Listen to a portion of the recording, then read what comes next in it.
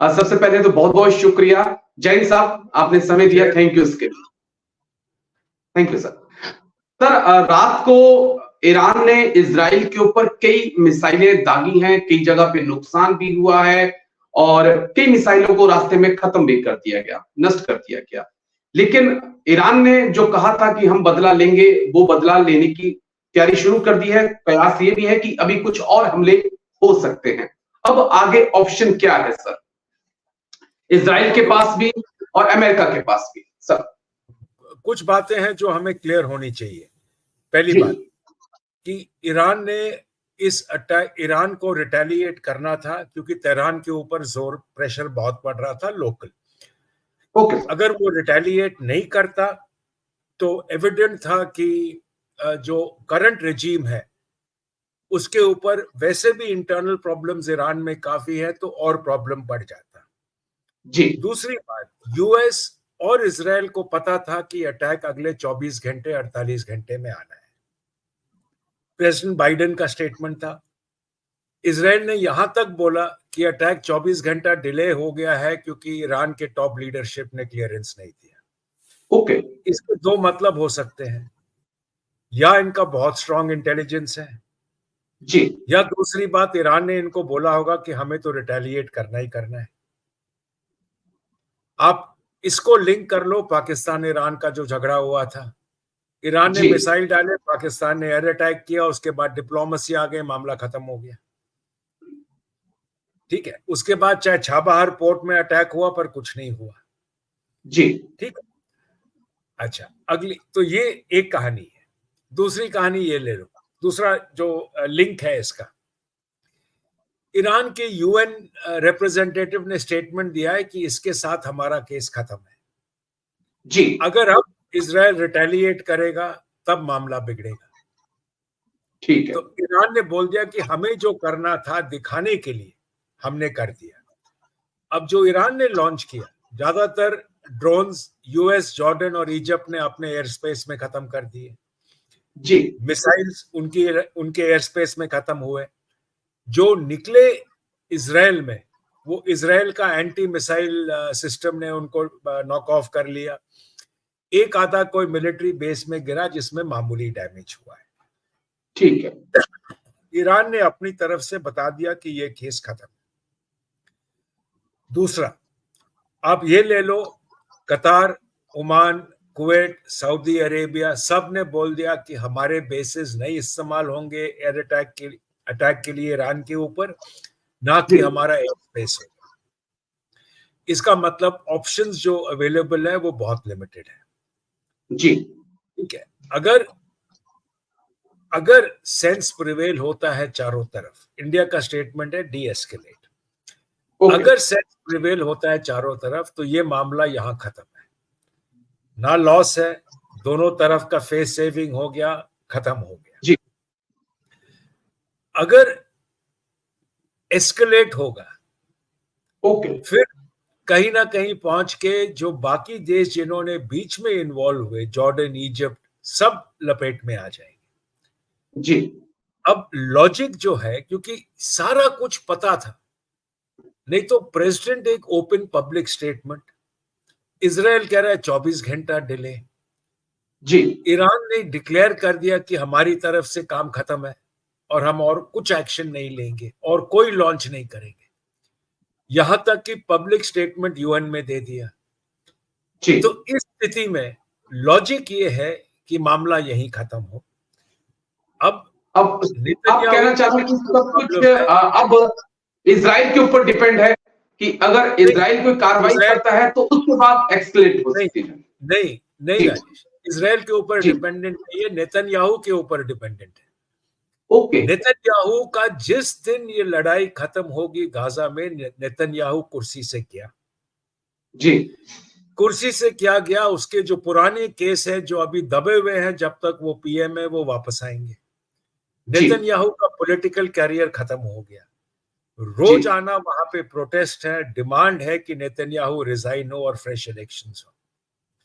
US भी Netanyahu से खुश नहीं है गाजा के ऊपर। ठीक है, पर नेतन्याहू को अगर सर्वाइव करना है तो वॉर को एक्सपैंड करना है, और जी एक्सपैंड कैसे करेगा? ईरान को बीच में लाके। जी अगली, जो दुनिया में सबसे बड़ा डर है वो ईरान का न्यूक्लियर प्रोग्राम है। वो ठीक सर। तकरीबन वेपन ग्रेड तक पहुंच गया। ओके। कहानी है कि उनके पास अगर वो चाहे तो कुछ हफ्तों के अंदर 3 से 5 न्यूक्लियर वेपन्स बना सकते हैं। ठीक सर। ये वेपन बन सकते हैं, पर इसके लिए जो मिसाइल चाहिए वो अभी भी कह रहे हैं तकरीबन 2 साल दूर है। ठीक है।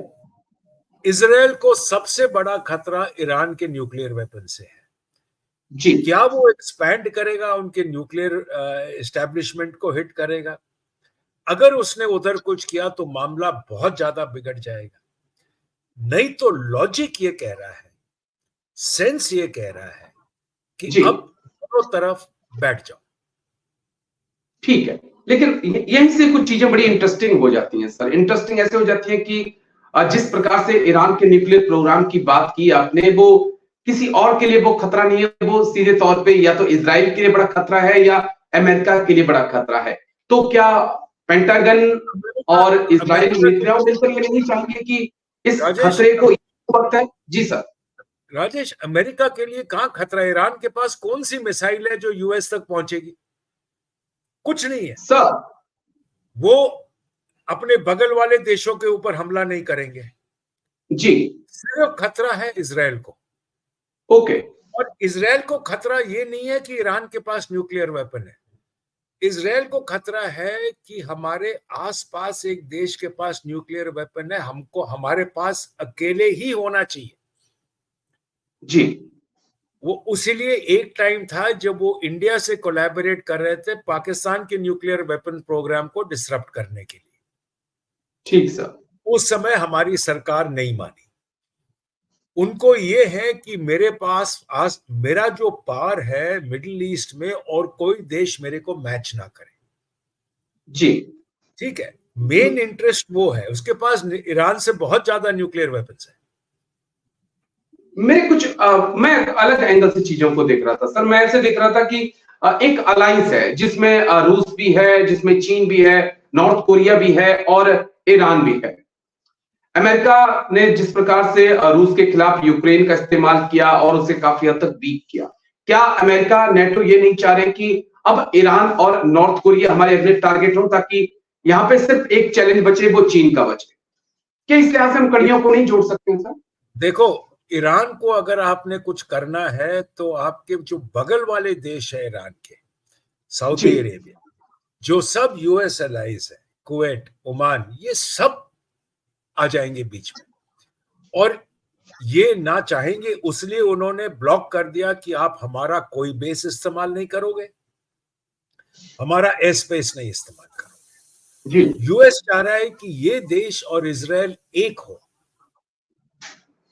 अब अगर कुछ होगा तो ये देशों के ऊपर इक्वली असर पड़ेगा, और वो कोई नहीं चाहेगा कि इजराइल के कारण ये जो देश हैं, जो एलाइज हैं, जो एक साथ है, जो पीसफुल रहे हैं, जो कहीं सपोर्ट नहीं कर रहे, उनको बीच में आना है।